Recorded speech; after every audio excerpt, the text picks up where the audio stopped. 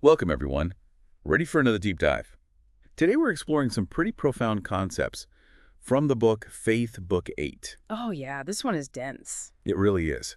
And it's written by Shri Suresh, a disciple of Sri Raghavendra Rao Sahib. Right. It grapples with some really big questions about the very nature of reality. Just to kind of set the stage, Shri Suresh actually includes a disclaimer at the beginning of the book. Oh, really? Yeah, it says, cleanse your manas with the practice of sadhana, and then go through literature, otherwise reality will be lost upon you. Whoa. Okay, so right off the bat, it's like a challenge to the reader. Definitely. What do you make of that? How does that set the tone for the rest of the book? Well, I think it definitely sets a serious tone. Yeah. Like this isn't just light reading, right? It's really delving into some deep philosophical and spiritual concepts. Yeah. And Sri Suresh seems to be saying that like a prepared mind, one that's been, refined through spiritual practice, is really crucial to even grasping these ideas. Yeah, it's like he's saying, if you're not ready to question everything you think you know, you might miss the point. Exactly. Okay, so let's dive into one of those big questions. Yeah. This idea that the world that we perceive is actually an illusion. Right. How does Sri Suresh explain this? Well, he uses some really vivid analogies to illustrate this concept. Okay. He compares the material world to a mirage in the desert. Mm. It appears real and tangible, but ultimately it lacks any real substance. Yeah. It's also likened to things like a forest growing impossibly in the sky or silver glittering within clouds. Wow. So it's really highlighting that dreamlike nature of our perceived reality. That's a striking image for sure. Yeah. But what does that mean for us practically? Like, are we all just living in a simulation, like in the Matrix? Not quite. Okay. It's more about recognizing the impermanence of everything around us. Okay. Sri Suresh even describes grand events, like the dissolution of a kalpa, a vast cosmic cycle, as fleeting dreams within this like greater consciousness. So can you elaborate on that? What's an example from the book that really illustrates this point? There's a story about King Vipashat who is facing, this seemingly insurmountable battle. Okay. And he chooses to immolate himself in this sacred fire. Whoa. And from the flames, 4 copies of him emerge, ready to conquer his enemies. That's quite a dramatic scene. It is. It's like an epic legend. Yeah. But the book emphasizes that even such a grand event is just like a ripple within the grand dream of existence. It puts things in perspective. Right. It reminds us that everything, even our most significant actions and achievements, are ultimately fleeting. So if the material world is an illusion, a dream, what is the underlying reality according to Sri Suresh? He points toward consciousness as the ultimate reality, often personified as the god Brahma, the creator. It's not just that we perceive the world passively, but that our very act of perception contributes to its existence. So our consciousness is actually shaping reality. That's a mind-blowing concept. So are we all, in a way, like tiny Brahmas, conjuring up our own realities? That's where it gets really interesting, and that's what we'll explore in the next part of our deep dive. Welcome back to our deep dive into Faith Book 8. Last time we left off with this incredible concept, that our consciousness might actually be shaping the reality we experience. Yeah, it's a big one. If we're all essentially tiny Brahmas creating our own worlds, it makes you wonder, what kind of world are we collectively creating? And is there a way to create a better one, both for ourselves and everyone around us? Those are great questions. And Sri Suresh actually offers some guidance on this. Okay. He delves into this idea of liberation, freeing ourselves from the suffering that comes from being trapped in the illusion of the material world. Okay. But he's not talking about escaping to a monastery or anything like that. Okay. It's more about understanding how we get caught up in the illusion and finding ways to shift our perception. So it's an internal process rather than an external one. Exactly. One of the key practices he emphasizes is cultivating detachment. Detachment. Yeah, and not detachment in the sense of becoming emotionless or indifferent. Right. But learning to loosen our grip on material possessions, desired outcomes, even our own identities. Okay. He uses this really powerful analogy of a thorny tree to illustrate this. Okay. So the seed of this tree is our ego. The branches represent our sense of me and mine. Okay. And the fruits, those are our sorrows. That's a vivid image. It really drives home the point that clinging too tightly to things, to ideas, to outcomes can lead to suffering. Yeah, it's like trying to hold on to a handful of sand. Right. The tighter you squeeze, the more slips through your fingers. Right. Shri Suresh suggests that by recognizing the impermanence of everything, our possessions, relationships, even our own bodies and minds, we can start to let go of that desperate need to control. That makes a lot of sense, Yeah. but easier said than done, right?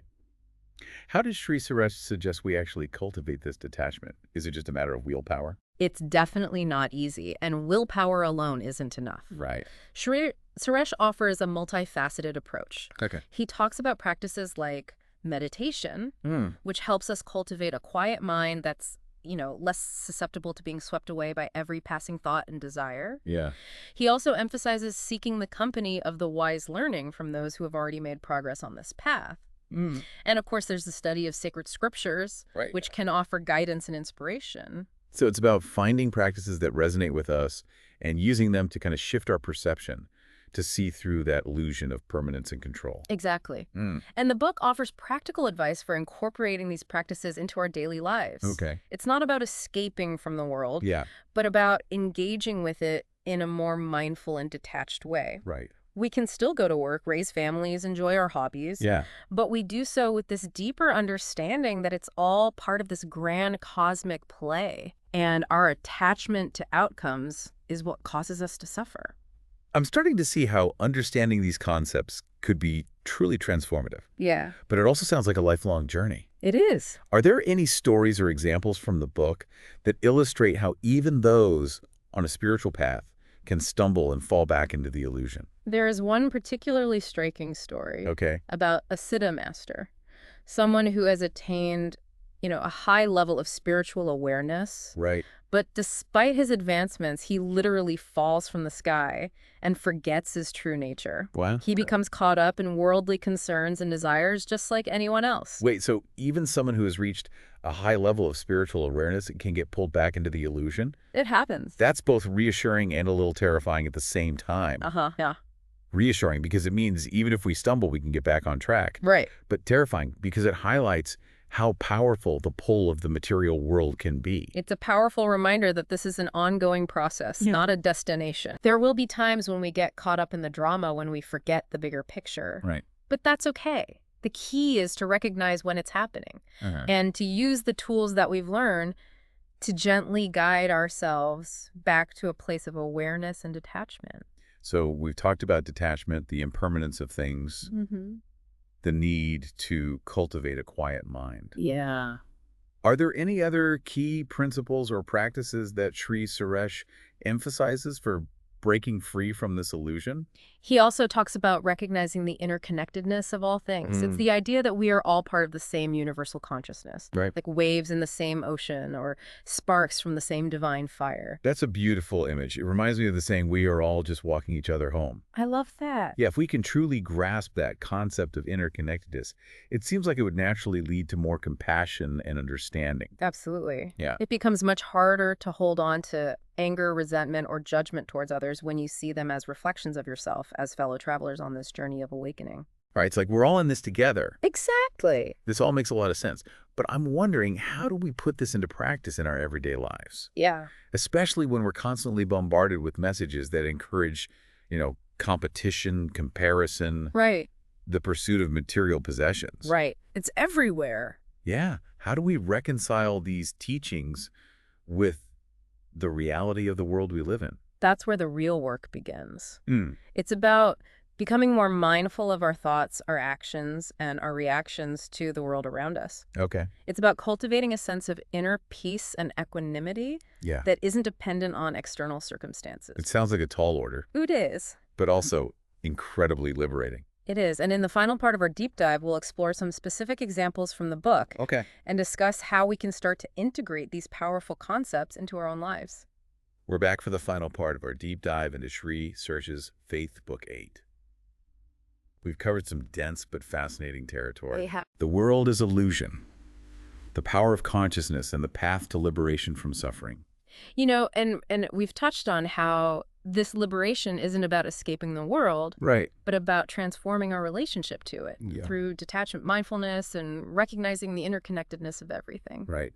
But as inspiring as these concepts are, I think it's helpful to see how they actually play out, in real life scenarios. Oh, for sure. Shri Suresh does a great job of this by weaving stories and metaphors throughout the book. Absolutely. And those stories make these abstract ideas so much more tangible. Yeah. Like one we briefly touched on before is the tale of the Siddha master who falls from the sky Right. and forgets his true nature. It's such a striking image, this spiritually advanced being suddenly reduced to an ordinary person grappling with everyday concerns. Yeah. It really highlights how easily we can get pulled back into the illusion, even after we've glimpsed a deeper reality.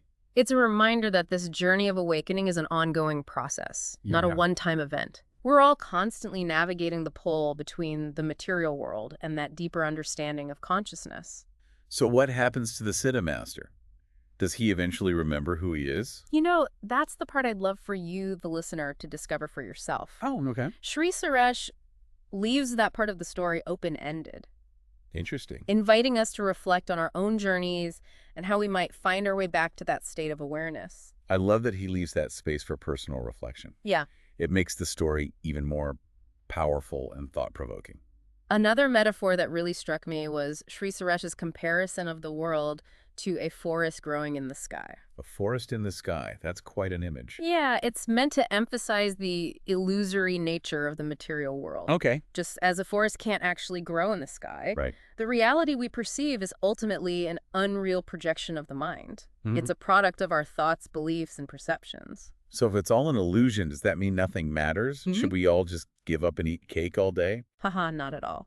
The book isn't advocating for nihilism or apathy. Okay. It's not about rejecting the world, Right. but about understanding its true nature so we can act in ways that create less suffering for ourselves and others. Right. It's about that mindful engagement we talked about. Exactly. Fulfilling our responsibilities, pursuing our goals, but doing so with a detached awareness that doesn't cling too tightly to outcomes. Exactly. Shri Suresh emphasizes that true liberation isn't about escaping the world, but transforming our relationship to it.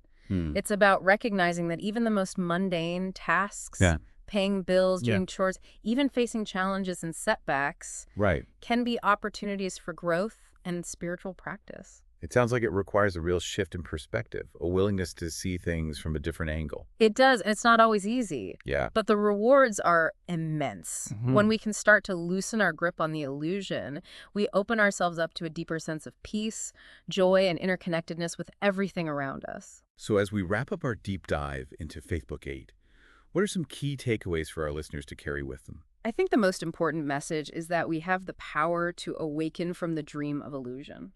It's a journey that requires effort, self-reflection, and a willingness to challenge our deeply ingrained perceptions of reality. And it's a journey that can be aided by practices like meditation, seeking wisdom from teachers and scriptures, and cultivating detachment and mindful engagement with the world. Exactly. And as Shri Suresh reminds us, it's not about achieving some distant state of perfection, Yeah. but about taking small steps each day to cultivate greater awareness and compassion in our lives. So, dear listener, as we leave you to ponder the insights of Faith Book 8, we encourage you to explore these concepts further.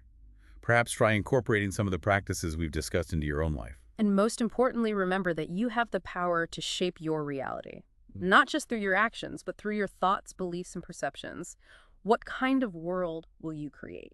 That's a powerful question to leave us with. Thank you for joining us on this deep dive. It's been a pleasure. We hope it sparked some curiosity and inspired you to continue exploring this fascinating world of consciousness and the nature of reality.